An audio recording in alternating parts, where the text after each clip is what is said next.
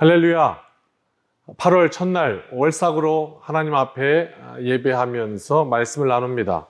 지난 4월부터 월삭 성회를 통해서 에스라의 말씀을 같이 보고 있습니다. 포로로 잡혀갔던 이스라엘 백성들, 그리고 하나님의 섭리로 해방되죠. 이스라엘을 멸망시켰던 바벨론, 그 바벨론을 또 페르시아, 바사라는 나라가 또 잡아먹습니다. 그래서 이제 바사 제국, 페르시아 제국의 시대가 열리게 되는데요. 그러니까 그 페르시아 제국의 황제였던 고레스가 이제는 이전과는 다른 정책으로 포로들을 다스리겠다.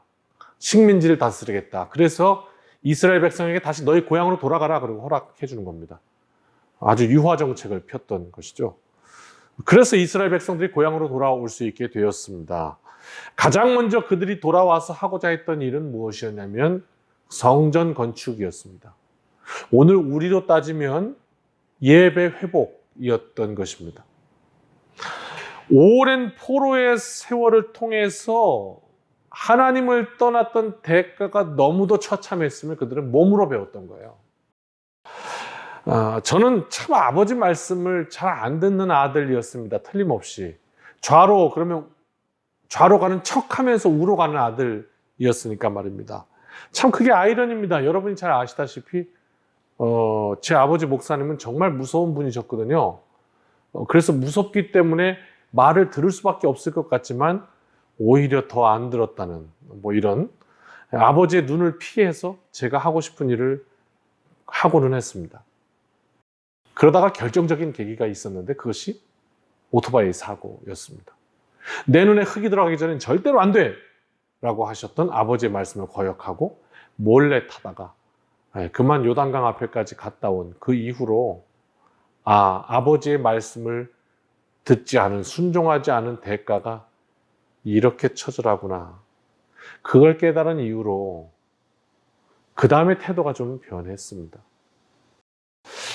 마찬가지로 몸으로 모든 민족이 몸으로 깨닫고 돌아온 이 이스라엘 백성들, 그리고 이제는 예배를 회복하겠다고, 하나님의 말씀을 듣겠다고 그렇게 새롭게 시작했던 것인데요.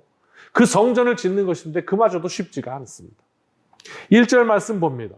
사로잡혔던 자손이 이스라엘 하나님 여호와의 성전을 건축한다 함을 유다와 베냐민의 대적이 듣고 라고 말하고 있습니다.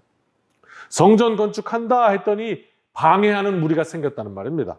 왜 방해했을까요? 이스라엘 백성들이 하나님 앞에 예배드리는 걸 싫어하는 세력이 있었기 때문 아닙니까?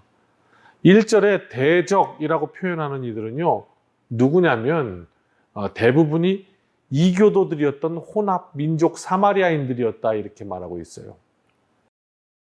오직 여호와 하나님, 이걸 싫어하는 사람들인 거예요. 혼합 종교, 다신교, 여러 신들을 다 골고루. 그러면서도 이스라엘의 여호와 하나님도 그들은 받아들입니다. 희한하죠? 우리가 여호와께도 경배하겠다. 그러니까 우리의 신도 좀 같이 경배하자. 이게 그 이교도들이었거든요. 2절을 읽겠습니다. 스룹바벨과 족장들에게 나와 이르되, 누가 그 이교도들이, 그 원수들이, 대적들이 우리도 너희와 함께 건축하게 하라.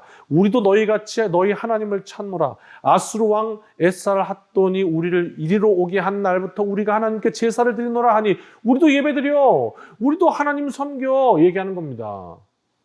문제는 뭡니까? 여호와만 섬기지 않았습니다. 혼합 종교였습니다.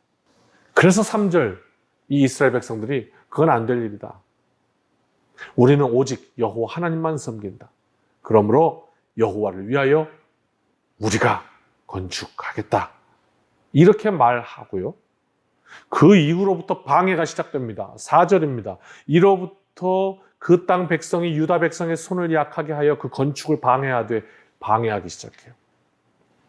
손을 약하게 한다. 무엇이겠습니까? 내가 앞으로 밀고 있는데 뒤에서 당기는 거 아닙니까? 이게 이 손을 미는 힘을 약하게 하는 것이죠. 그것입니다. 5절입니다. 바사왕 고레스의 시대부터 바사왕 다리오가 즉위할 때까지 관리들에게 뇌물을 주어 그 계획을 막았노라. 뇌물까지 주면서 인간이 할 수 있는 모든 추악함을 다 동행해서 더불어서 방해합니다. 오늘 우리가 보고 있는 이 이스라엘 회복하자 발버둥 치는데, 그래서 하나님의 성전 예배를 회복하자 하는데 그것도 쉽지 않다는 거예요. 왜? 방해하는 세력이 있다는 거죠. 지금 오늘 이 이야기는요, 역사입니다. 우리가 살고 있는 이 땅에서 실제로 일어났던 일입니다. 자, 오늘 이 사건을 통해 성경이 지금 우리의 삶 속에 이야기해 주는 것이 무엇일까요? 우리가 말씀을 깨닫고 다시 하나님의 뜻을 세우려고 결단한다면 만사오케이가 아니라는 얘기입니다. 거기에도 방해가 있다는 뜻이죠. 그 말입니다. 이스라엘이 포로되었듯이 오늘 우리의 상황을 비추어 보면 온 세계는 코로나라는 어마어마한 재앙 속에 참 고통의 시간, 이스라엘 백성들이 포로되었던 시간처럼 우리도 이 코로나 때문에 온 세계가 참 고통의 시간을 보냈습니다. 그리고 이제 그 예배가 얼마나 소중한지 알게 됐습니다. 그래서 새롭게 예배 생활을 회복하고자 합니다. 그러나 그 또한 만만치 않습니다. 왜? 방해하는 세력이 있기 때문입니다. 그 예배에 다시 회복하려는 것을 기뻐하지 않는 세력이 있기 때문입니다. 그것을 성경은 우리에게 알려줍니다. 그것이 무엇인지를 파악해야 합니다. 계속된 방해가 있는 것. 그러나 에스라서가 증거하는 건 그 방해를 뛰어넘어 반석 위에 집을 짓는 하나님의 백성이 반드시 그 시대마다 있었다는 사실이고, 지금 이 시대에도 그 부르심에 응답하는 사람들이 있다는 사실이죠. 저는 오늘 그 무리들이 저와 여러분, 우리들이었으면 좋겠습니다.